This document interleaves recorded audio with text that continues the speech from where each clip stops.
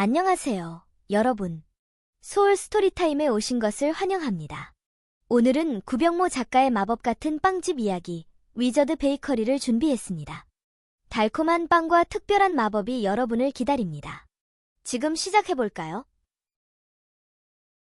바로 그 순간, 여전히 입가에는 실성한 듯한 웃음을 머금은 채였다.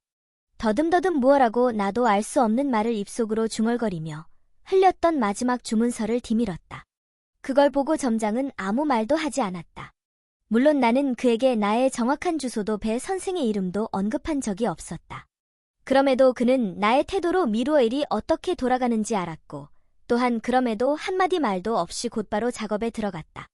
지금까지 보아왔던 그의 일련의 태도로 보아서 나도 뭐 딱히 위로나 구원의 말을 기대한 건 아니다. 그는 성분이 좀 수상하지만 어쨌든 물건을 파는 사람이고 섬세한 자본주의의 맥락에 따라 상품을 만든다. 나는 무얼 바랐지? 그가 이따위 의뢰는 받아들이지 않겠다는 말을 해주기를 기다렸나? 아무리 그래도 이렇게까지 닮게 만들 건 없잖아. 점장은 주문받은 대로 마주펜 공예로 15에서 20세 사이 소년의 부두 인형을 만들었다. 실물이 옆에 있어서 그런지 조금도 망설이지 않고 빠른 시간 안에 그것도 소름 끼칠 만큼 닮은 얼굴을 빚어냈다. 평소 그것을 만들 때는 파랑새조차 옆에 있는 걸 싫어하는데 이번에는 옆에서 내가 밤새 뜬 눈으로 지켜보고 있는데도 저리 가란 말이 없었다. 아, 그렇겠지요. 모델이 필요하셨을 테니. 그것이 완성되고 나자 어느덧 새벽이 밝아왔다. 가게로 올라온 파랑새는 완성품을 보고는 우뚝 멈추어 섰다. 나는 체념 섞인 미소를 지으며 나의 복제품을 올려놓은 식탁 옆에 앉아 있었다. 파랑새가 천천히 망설이듯 입을 열었다. 이건 그만해. 나도 알아. 이건 해도 너무하다고? 점장은 여전히 아무 말도 없었다. 이제는 누군가가 대신 말해주기를 기다리지 않고 내가 나의 의지로 나의 선택에 대해 말할 차례였다. 나. 파랑새와 점장이 거의 동시에 나를 바라보았다. 그러니까, 알겠지만. 이건, 내가 직접 갖고 가서 전해 줄게요. 점장은 한참 동안 나를 바라보다가 이윽고 고개를 끄덕이고는 제품을 조심스럽게 포장해 주었다. 그렇게 해. 단지 그것뿐이다. 제발 정신 차려. 그가 뭐라고 말하기를 바란 거야? 아무래도 이건 안 되겠다고, 못할 지들하고 인형을 바닥에 떨어뜨리고 밟기라도 해주길 기대한 거야? 점장은 커다란 종이봉투 안에 포장한 뭉치를 담고 카운터에 올려놓았다. 원래부터 그렇게 작은 크기는 아니었지만 그렇게 몇 겹으로 싸고 보니 인형이 한층 더 커 보였다. 이 큰 걸 아버지가 보면, 그리고 이걸 배 선생이 샀다는 걸 알면 뭐라고 생각할까? 배 선생은 정말로 이걸 사용하려고 샀나? 진심으로 밤마다 인형의 머리나 가슴에 핀을 꽂을 작정인가? 집에 돌아가면 어떻게든 한 번은 당당하게 맞서보리라 했던 마음이 이 인형 하나로 상당 부분 사그라졌다. 일반적으로 미신이나 헛짓거리로 치부하는 이런 일을 할 만큼 나이가 적지도 않고 소위 사회적으로 인정받는 교육자이기까지 한 사람이 나를 차근차근 괴롭히기 위한 인형까지 샀는데 그 앞에 대고 내가 무슨 말이나 결심을 할 수 있겠어? 잠깐 실례합니다.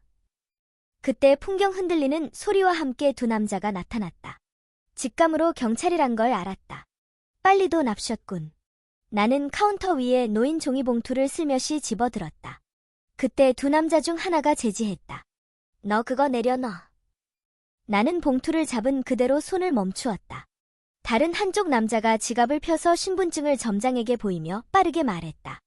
신고가 여러 군데서 한꺼번에 많이 들어와서 같이 좀 가졌으면 하는데. 당신이 주인인가? 점장은 살짝 각도가 비뚤어지고 심드렁한 고갯짓으로 대답을 대신했다. 보통 그런 태도는 경찰의 부하를 도둑에 마련. 김 경장, 여기 물건들, 진열대의 빵들을 가리켰다. 박스에 쓸어 담아. 그리고 너, 여자애는 직원? 너도 같이 좀 가졌으면 좋겠어. 그리고 너는 손님인가? 이쪽 말 못 들었어? 그거 내려놔. 필요하니까. 나는 나도 모르게 종이봉투를 더욱 힘주어 움켜쥐었다. 인형의 모양이 망가지지 않을 정도로 가슴에 끌어안았다. 바스락 소리가 귓바퀴를 긁었다. 이따위 인형, 배 선생에게 갖다 주지 않아도 그만이었지만 하필이면 내 모습을 꼭 빼닮은 부두 인형이다.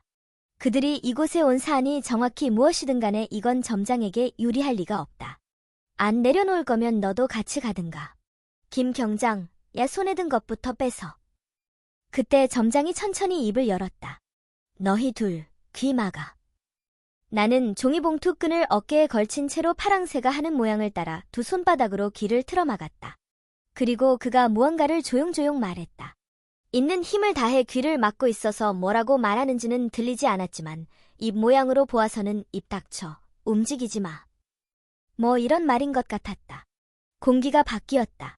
그들은 정말로 혀와 몸이 굳어버린 듯 그 자리에 말없이 서 있었다. 눈동자조차 이리저리 굴릴 수 없다. 그럼에도 그 눈동자들에는 당황한 빛이 뚜렷이 드러나 보였다. 이제가 뛰어, 시간 없어. 그의 명령 한마디 한마디가 내게 벼락처럼 떨어지자 나는 자신도 모르게 고개를 휙 돌리고 문을 향해 뛰었다. 잠깐. 문을 막 열었을 때 그가 다시 불렀다. 돌아보는 내 얼굴에 기름종이로 포장된 가벼운 무언가가 던져졌다.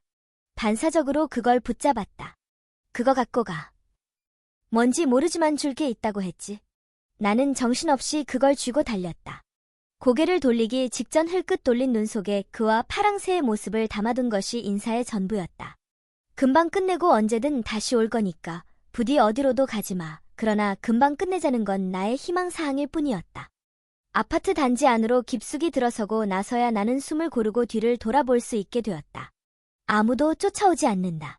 주문의 유효 시간은 얼마나 될까? 보이지 않는 주술에 몸부림도 칠 수 없던 그들은 풀려난 뒤 더욱 그를 해코지하지 않을까? 그가 그것만 쓰지 않았더라면 단순 조사로 끝났을지 모르는 일을 나는 결국 마지막까지 그를 곤란하게 했어. 이제 걸음을 늦추었다. 긴장된 어깨 근육에 힘이 스르르 풀리고 걸쳐놓았던 종이봉투가 아래로 미끄러졌다. 주먹을 꼭 쥐고 있던 손에도 힘이 풀려 손바닥에서 땀이 식는 게 느껴졌다. 툭 발밑을 내려다보았다. 무언지도 모르고 정신없이 쥐고 왔던 작은 기름종이 뭉치가 떨어졌다. 맞다. 이게 뭔데 굳이 도망가는 사람을 불러 세워서까지 줬을까? 안에 내용물이 상하지나 않았는지 걸어가면서 기름종이를 봉한 스티커를 떼어 펼쳐보았다.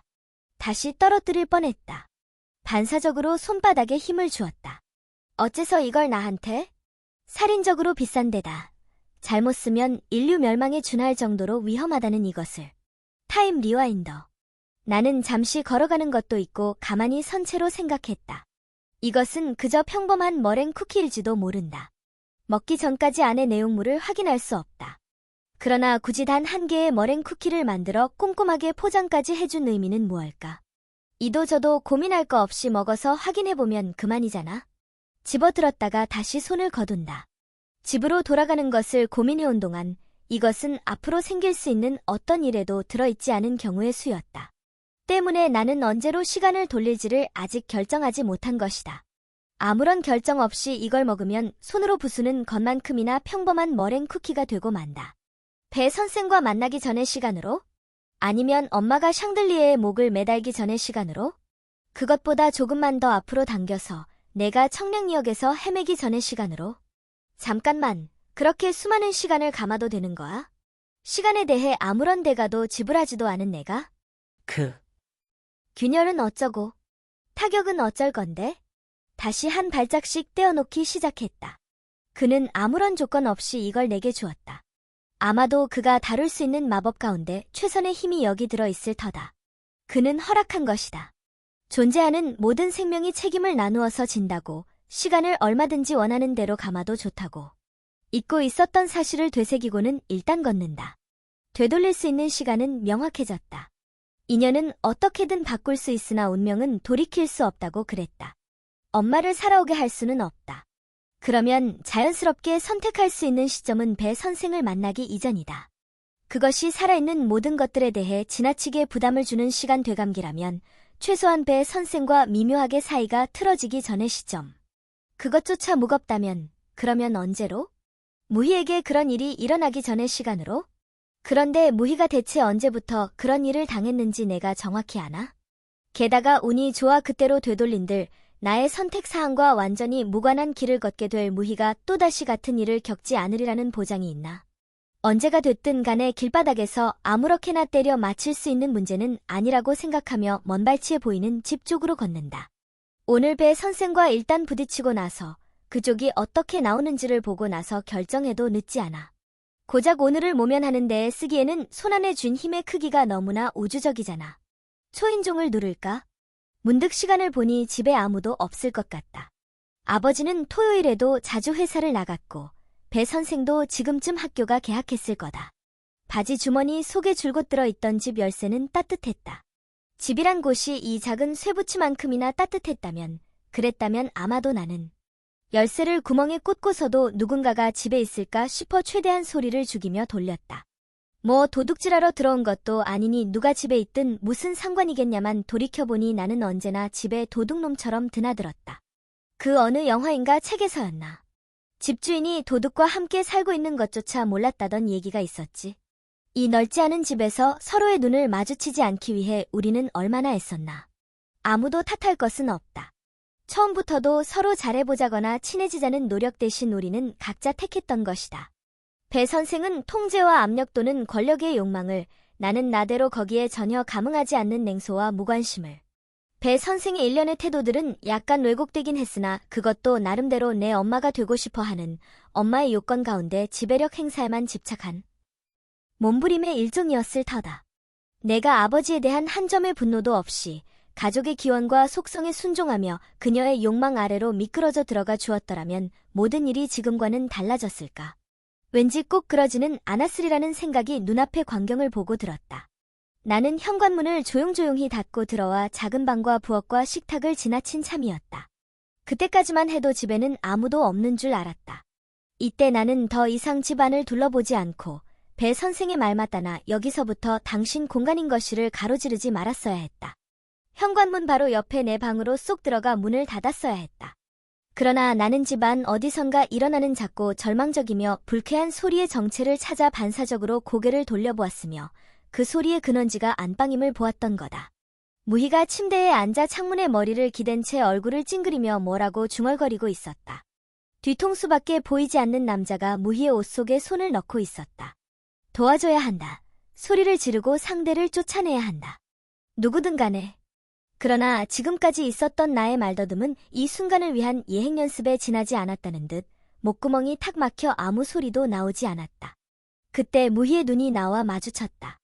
무희는 뭐라고 단음절의 신경질적인 소리를 지르며 상대의 어깨를 툭탁 내리쳤다. 그 주먹질이 의미를 알아차린 상대가 고개를 들고 내 쪽으로 눈길을 돌렸다. 나는 거기서 혼란인지 경악인지 알 수 없는 요소로 가득 찬 아버지의 얼굴을 보았다. 나 또한 같은 얼굴을 하고 있었을 테지만 이게 어떤 상황인지 못 알아차릴 만큼 내가 머저리는 아니었다. 567정과 108번뇌를 한 그릇에 쑤셔 넣은 듯한 아버지의 표정과 문밖을 뛰쳐나가려면 나를 지나쳐야 하기에 그러지 못하고 있는 무희가 옷을 추스르는 소리와 어깨에서 종이봉투 끈이 미끄러져 내리는 감각. 이제 나는 비로소 알 수 있었다.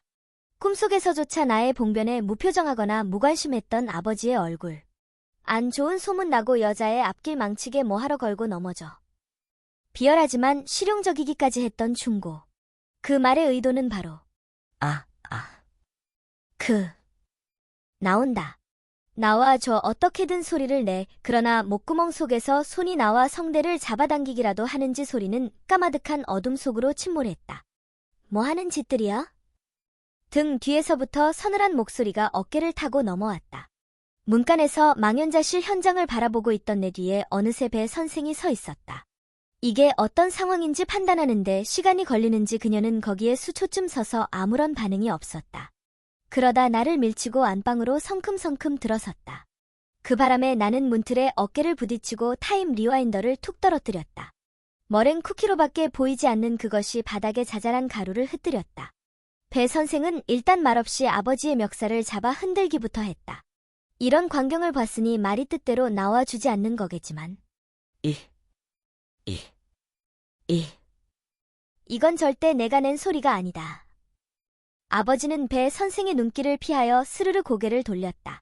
그러나 좌로 돌리면 이미 모든 감각을 잃어버린 무희의 말 없는 눈동자가 있고 우로 돌리면 주저앉을 명분마저 찾지 못하는 내 얼굴이 있다. 아버지, 뭐라고 변명해도 이젠 틀렸으니 그냥 정면을 마주 보았으면. 이, 개새끼야. 배 선생은 아버지의 멱살을 밀어젖혀 넘어뜨리고는 곧이어 안방에 있던 것들 가운데 손에 잡히는 대로 아버지한테 집어던지기 시작했다. 베개와 책을 시작으로 점점 강도가 세져서 리모컨, 탁상시계, 화장품병, 침실용 스탠드. 화장품병을 정통으로 맞은 아버지의 이마에서 피가 흘렀고 벽에 가서 맞고 부서진 탁상시계의 파편이 무희의 다리를 핥히었다. 또 다른 화장품이 옷장에 맞아 산산조각 나고 희극적일 만큼 이 상황에 어울리지 않는 라벤더 향기가 확 끼쳐 올라왔다. 무희가 양손으로 얼굴을 가리고 울기 시작했지만 보통 유혈이 낭자한 부부 싸움판에서 아이들이 그러하듯이 엄마 하지마, 그러지마 소리는 하지 않았다. 오히려 엄마의 흥분을 부추기듯이 울음소리를 높이며 다리 상처에서 흘러내리는 피는 당차게도 문질러 닦았다. 자, 이제 좀 진정하고 라는 아버지의 낮은 목소리가 한마디 끝나기도 전에 배 선생은 자기 머리를 쥐어뜯으며 비명을 질렀다. 지금 진정하게 생겼어, 이 개새끼가. 배 선생이 화장대 위를 팔로 한번 쓸자 거기 있던 모든 것이 떨어져 내리고 산산이 부서진다. 그다지 치명적인 도구는 아니지만 하필 화장대 필통에 눈썹 다듬는 칼이 꽂혀 있다. 배 선생은 그걸 발견하고는 바로 움켜쥐고 아버지에게로 몸을 돌린다. 그걸로 뭐 하시려고요? 제대로 된 자식 같으면 이 상황에 아버지 앞으로 몸을 날려 배 선생이 행여라도 그 눈썹용 칼로 아버지의 경동맥을 긋는 일이 없게끔 하겠건만 지금의 내가 아버지한테 그런 의리고 뭐고 남아있을 리가. 그러다 배 선생은 문득 배경지처럼 아무 반응도 없이 서 있는 내 모습을 비로소 알아차리고 이번엔 내 쪽으로 몸을 돌려 다가온다. 잠깐, 왜 또 나야? 나 아닌 거 똑바로 봤잖아. 가 아니라 지금 엉망진창으로 뒤엉킨 배 선생의 머릿속에서는 부자가 아주 작정을 하고 둘이 동시에 아이를 범했다는 시나리오가 완성되어 있을 거라는 판단이 들었다. 바로 이 순간이다. 시간을 되돌려야 할 때는 이건 정말 계획에 없던 일이기 때문에 사실 정말이지 나는 정상적이고 논리적인 대화를 비롯해 언제나와 같은 냉소를 예상하고 왔을 뿐이라서 이런 상황을 감당하라는 건 제발 내 놈이 다 내 놈 때문에. 그러니까 왜 그게 다 나 때문이냐고. 배 선생이 나한테로 몸을 던지는 것이 슬로모션으로 비쳤다. 거의 동시에 나는 무릎을 굽혀 바닥에 떨어진 타임 리와인더를 줍고 있었다. 이제 입에 넣어야 한다. 부수어야 한다. 잠깐, 언제로 돌려? 몇 년도로? 우리가 처음 만난 게 언제였더라? 아 씨발. 이 모든 생각이 0.1초 사이에 머릿속을 뒤흔들며 어느새 나도 모르게 절규하고 있었다. 돌아가. 돌아가. 돌아가. 돌아가. 돌아가. 위저드 베이커리와 함께 해주셔서 감사합니다. 마음에 드셨다면 좋아요와 구독 부탁드립니다. 새로운 이야기는 매주 월요일, 수요일, 목요일, 토요일에 찾아옵니다. 다음 이야기로 다시 만나요. 안녕히 계세요.